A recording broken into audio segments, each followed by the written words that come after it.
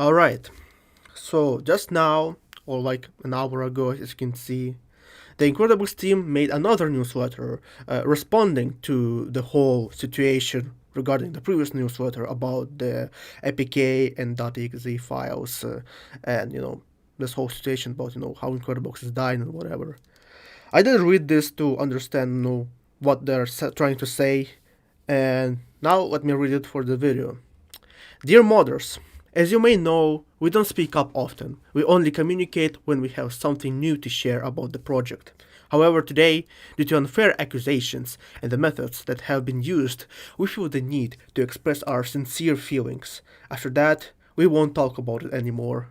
We are truly disappointed to read comments and posts calling for a boycott, trash talking, insinuating that we are stealing your mods for profit. Some people in the community have taken the opportunity to tarnish our image by only sharing information that suits them, mostly because our announcements could harm their plans or status, completely omitting all the positive aspects of the projects they claim to be fans of. So much effort and integrity, so many hours spent thinking about how to officially highlight mods, even though this activity is, first and foremost, piracy. So much kindness shown, so much engagement, so many hours spent exchanging directly with you. All that for this. We had just started the party, we had plans to take it even further, and yet some of you decided to wreck everything just because they would have to give up a privilege that they had granted themselves without any authorization. Cloning and sharing a modified version of a game is illegal. This is not specific to our project. It is the most basic rule. For those who really care about the situation, let's go through the project's history again. We are a team of 3 behind Incredibox. There are no intermediaries between you and us, and we are proud of that. Proud to have never given in to the temptation to become a big money-making machine. We have worked on every aspect of Incredibox for 20 years. Incredibox is not open source. It never was. It is a paid game owned by So Far So Good, our company. The first Flash mockup was created back in 2006, meaning that we have now devoted half of our lives to this project. It wasn't a copy of something that existed. It was an original idea. We built everything ourselves and decided to protect it from the very beginning. We spent 3 years working on the first prototype, which was finally released as a free website in 2009. Then it took 7 more years to bring the project to what it looks like today, creating features and new versions, building a solid company, making a name for ourselves on the web, and eventually publishing the very first mobile app in 2016. All of those steps were entirely self-funded, starting from nothing. It took us 10 years of hardship before finally earning our first stable income, which allowed us to continue with the same determination. Since then, you've seen what came next: a website redesign, a cross-platform app release, partnerships, contents, vinyls, merch, digital albums, a short film, Incredibox for schools, MOS integration, and more, all while continuing to challenge ourselves, releasing more creative versions to constantly surprise our users. For the past 20 years, we had a complete respect for our users and their wallets. We make it a point of honor to be as fair as possible with our pricing and user experience, in staying true to our ethical standards, and in keeping motivation and honesty at the center of each decision.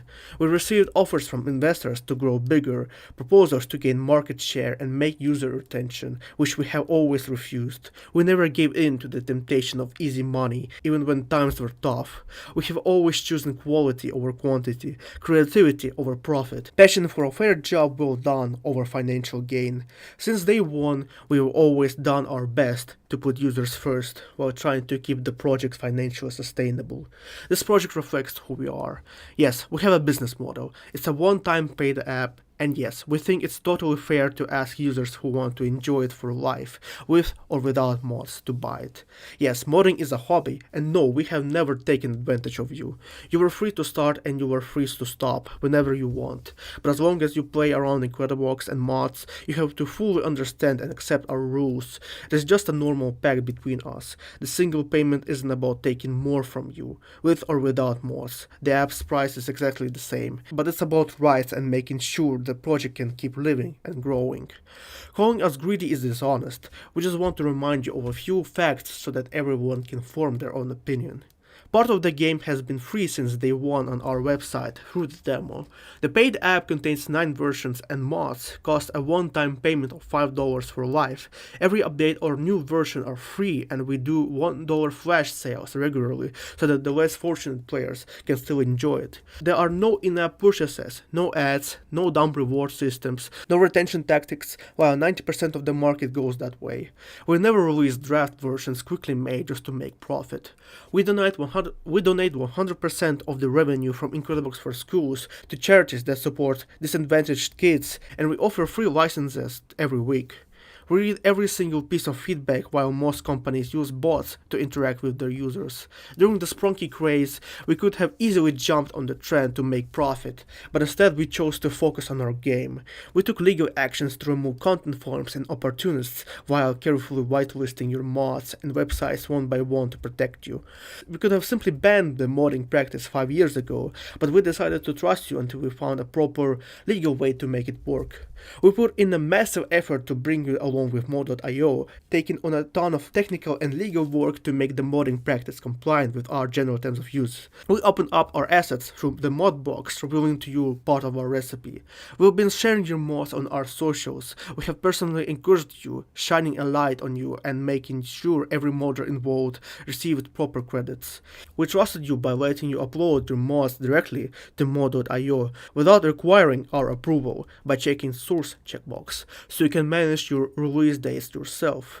We reorganized our apps file structure to make your mods 100% cross-platform. We took the time to send you pre-zipped files and detailed emails to help you with the Mod.io transition.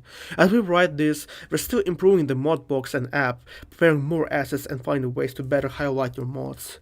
Well, that's it for the background. Now let's talk about the apk.exe files restrictions.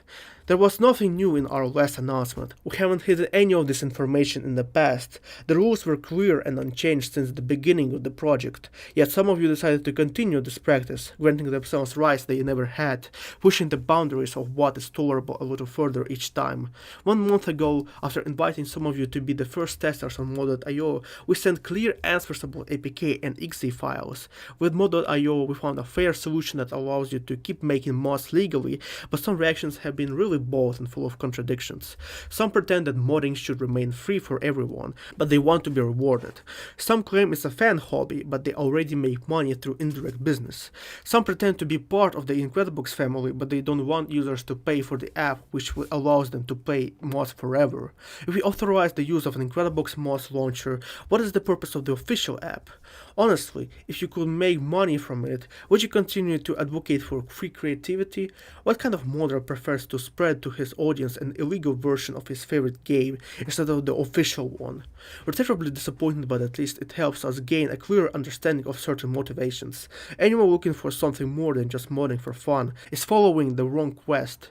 To be clear again, any files, software, tools, website, app, or anything that can run a mod outside of the official Incredibox app is not authorized. It doesn't mean modding is dead, quite the opposite. As you can see, we are doing everything we can to make it legal and easier for you to engage in this practice.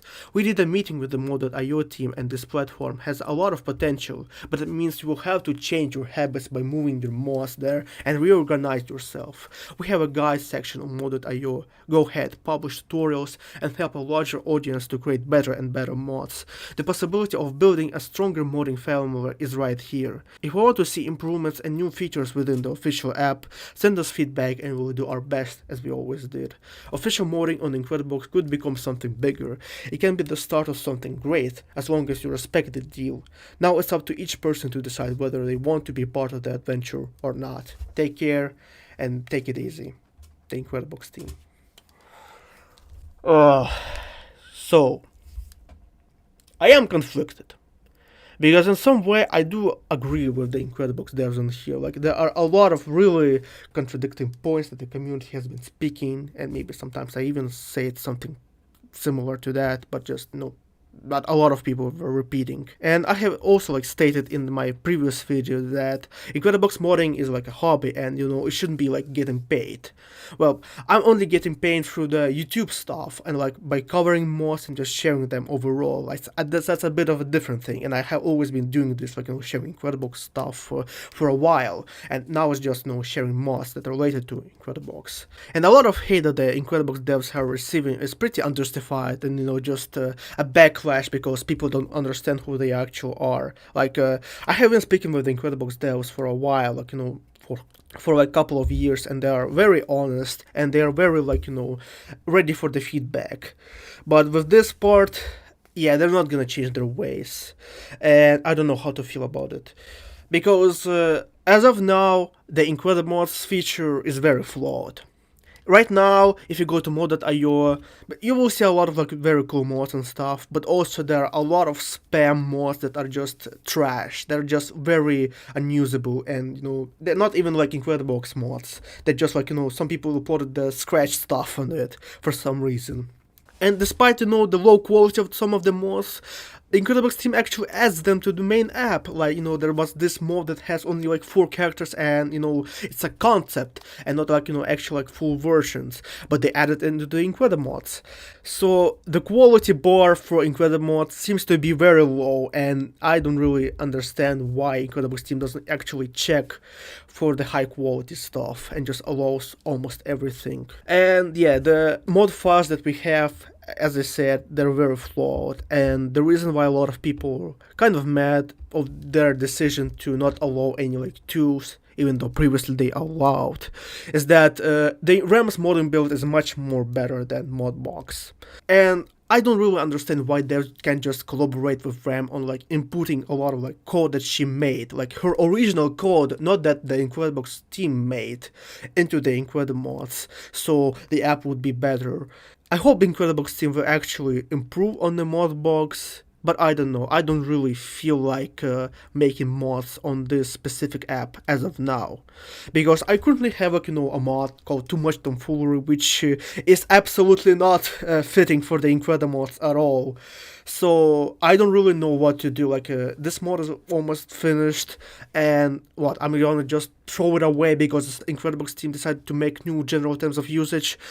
I don't know. Like in some way, their new rules kind of limit the creativity, and yeah, it is kind of rough.